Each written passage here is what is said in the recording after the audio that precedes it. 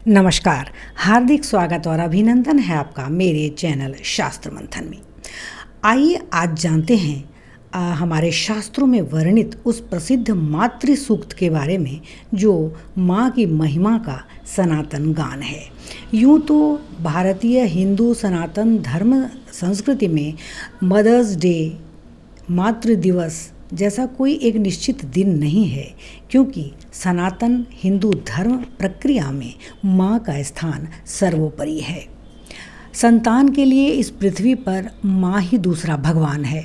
उसके लिए माँ ही नीति शास्त्र का सारा नियम और उपनियम है, आधार है, दृष्टि है, जीवन है, आनंद है, मोक्ष है, वस्तुतः प्राण तत्व है।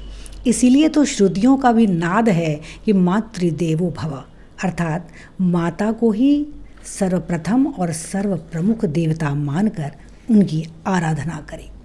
भारतीय संस्कृति में माता का स्थान सर्वोपरि माना गया है। माँ एक ऐसा भावपूर्ण शब्द है जो सुनने मात्र से तन मन में ऊर्जा का संचार कर देता है।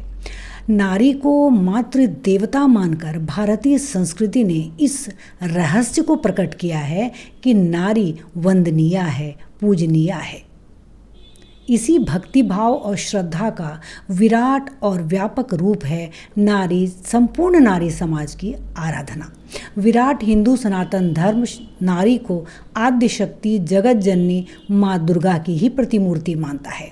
जगत में ईश्वर की कर्तृत्व शक्ति का ही दूसरा नाम नारी है।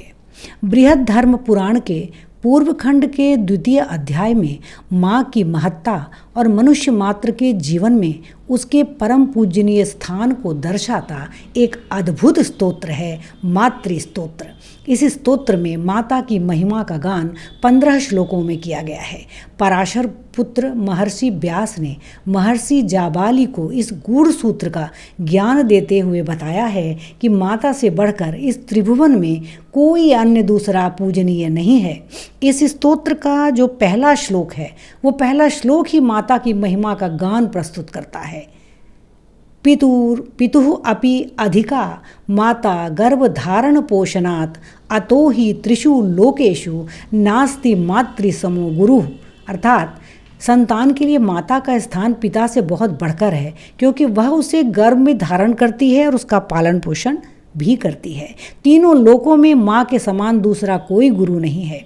व्यास मुनि स्पष्ट कहते हैं कि जो भी धर्मज्ञ व्यक्ति है वह माता और पिता को एक साथ देखे तो पहले माता को प्रणाम करे, उसके बाद पिता को।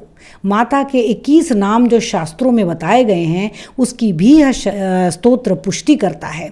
और धरित्री, जननी, शिवा, देवी, निर्दोषा, सर्व दुःखहा, परम आराधनीया, दया, शांति, क्षमा, धृति, स्वाहा, स्वधा, गौरी, पद्मा, विजया, जया, कई नामों से माँ की स्तुति भी करता है। व्यास जी कहते हैं कि जिस प्रकार माँ भगवती के दर्शन से उत्पन्न आनंद को हम वाणी द्वारा व्यक्त नहीं कर सकते, उसी तरह माँ का दर्शन बालक की पीड़ा का शमन कर देता है। माँ एक सर्वश्रेष्ठ गुरु के रूप में प्रतिष्ठित है। जिस प्रकार गंगा सर्वश्रेष्ठ नदी है, विष्णु सर्वश्रेष्ठ देवता हैं, शिव सर्वपूजनीय हैं, उसी तरह माँ सर्वश्रेष्ठ गुरु है। जिस तरह एकादशी के समान कोई दूसरा व्रत नहीं, उपवास के समान कोई दूसरी तपस्या नहीं, उसी प्रकार माता के समान कोई गुरु नहीं। जिस प्रकार भार्या सर्वश्रेष्ठ मित्र है, पुत्र सबसे ज़्यादा प्रिय होता है, बहन सबसे अधिक मान्य स्त्री होती है, उसी प्रकार माता के समान कोई गुरु नहीं है। जिस प्रकार कन्यादान सर्वश्रेष्ठ दान है, उसी प्रकार माता गुरुओं में श्रेष्ठ है। ये सब वचन कह करके व्यास जी ये तर्क प्रस्तुत करते हैं कि माता ही सभी गुरुओं में श्रेष्ठ है, माता के समान दूसरा कोई गुरु नहीं है। इस मातृ स्तोत्र में अपनी माँ के प्रति अपार श्रद्धा का बीज हमें स्पष्ट दिखता है और हमारे हृदय में माँ की श्रद्धा के प्रति यह बीज धीरे धीरे उनकी सेवा के रूप में परिणत होता जाता है और मनुष्य माँ की सेवा से वह सर्वज्ञता प्राप्त कर लेता है जो तपस्वियों के लिए भी दुर्लभ होती है। संसार में यह बात मान्य है कि जब मनुष्य किसी संकट में पड़ जाता है तो सर्वप्रथम माता का ही स्मरण करता है। आपदी मातेव शरणम श्रुति भी कहती है। मनुष्यों को इष्टदेव मानकर माता का आदर वंदन करना चाहिए। ब्रह्मवैवर्त पुराण में 16 स्त्रियों को माता की संज्ञा दी गई है। आइए जानें वो कौन सी 16 स्त्रियां हैं। वे हैं गर्भ धारण करने वाली, स्तनपान कराने वाली, भोजन कराने वाली, गुरु पत्नी, विमाता, इष्टदेव की पत्नी, सौतेली बहन, अपनी बहन, पुत्रवधू, सास, दादी, नानी, भाई की स्त्री, मौसी बुआ और मामा की स्त्री।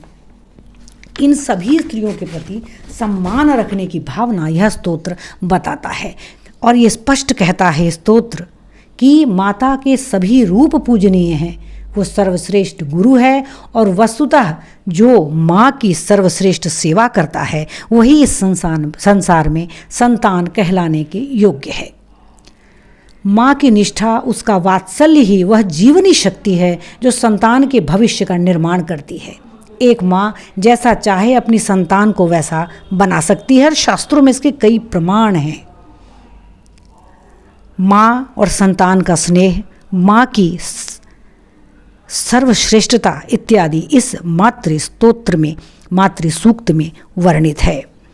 वेदों के सूक्तों की तरह इसके भी मंत्र पठनीय और मननीय है। इसलिए यह मातृ सूक्त जो बृहद्धर्म पुराण के पूर्व खंड के द्वितीय अध्याय में है, यह मातृ स्तोत्र मातृ सूक्त भी कहलाता है। तो इस सूक्त के 15 श्लोकों में माता की अपार महिमा का गान है। तो हमारा हिंदू सनातन धर्म कभी भी एक दिन मातृ दिवस नहीं मनाता। उसके लिए तो माता सर्वश्रेष्ठ है हर समय हर घड़ी। जय श्री हरि। ओम नमः शिवाय। ओम नमो नारायणाय। ओम नमो भगवते वासुदेवाय। ओम नमो भगवते वासुदेवाय।